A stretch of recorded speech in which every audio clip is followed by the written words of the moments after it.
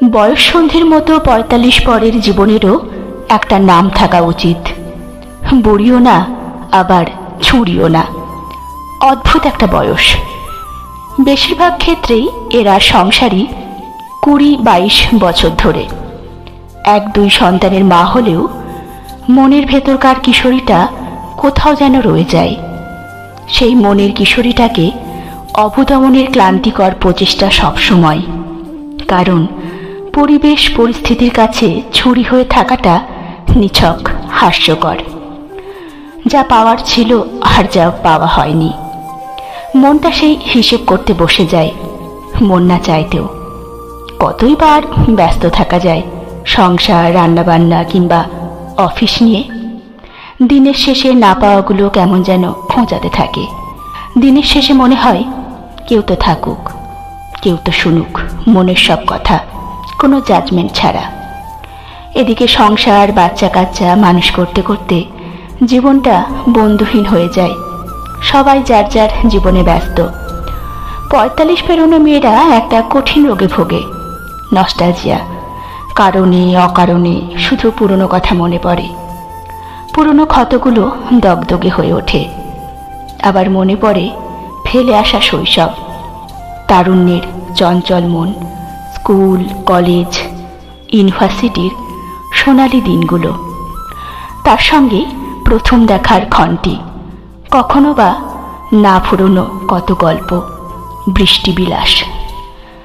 যে কিছু সময়ের জন্য নিজের হয়েছিল, যে কষ্ট দিয়েছিল, কিংবা না চাইতেও যাকে কষ্ট দিতে হয়েছিল, সব মনে পড়ে যায় সময়ে অসময়ে। রাতের বেলা সব কাজ ছেড়ে আয়নার সামনে দাঁড়ালে বড় অসুন্দর মনে হয় নিজেকে। চুল পড়ে অর্ধেক, মুখে বলি রেখারা সব আঁকিবুকি শুরু করেছে। এক সময়ের মেদহীন শরীরটা স্বপ্নের মতো লাগে। পেটে স্ট্রেচ মার্কের দাগ, সব মিলিয়ে ভীষণ অনাকর্ষণীয় লাগে নিজেকে। সেই বিষণ্ণতা ঢাকতেই হয়তো শাড়ি গয়নায় মেতে থাকতে চায় মেয়েদের মন। জীবনের অর্ধেকটা পার করে সে ৪০ পেরোনো মেয়েদের দুর্নিবার প্রেমের ইচ্ছে জাগে। না, প্রেম করার জন্য প্রেম না, মনে হয় কেউ থাকুক, কেউ শুনুক সব কথা। আবার কারো আকর্ষণের কেন্দ্রবিন্দু হতে মন চায়। মনটা আবার সব কিছু নতুন করে শুরু করতে চায়।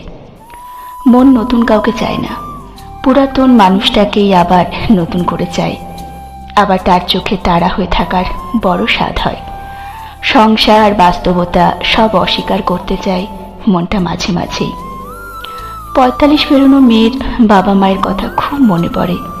সেই জীবনটা খুব মনে পড়ে প্রতিনিয়ত।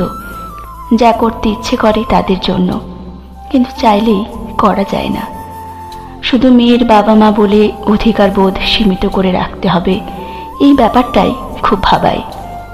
শুধু ফাইন্যান্সিয়ালি ইন্ডিপেন্ডেন্ট হলেই কি সমাজ ইন্ডিপেন্ডেন্স দেয়?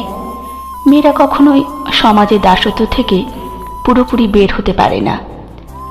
৪৫ পেরোনো মেয়েটার মাঝে মাঝে খুব একা থাকতে মন চায়, নিজের মতো করে, নিজের জন্য। পর মুহূর্তে সন্তানের জন্য মন কাঁদে। মায়েরা সবচেয়ে ভয় পায় মৃত্যু। শত অভিমানেও সে বেঁচে থাকতে চায় তার সন্তানদের জন্য।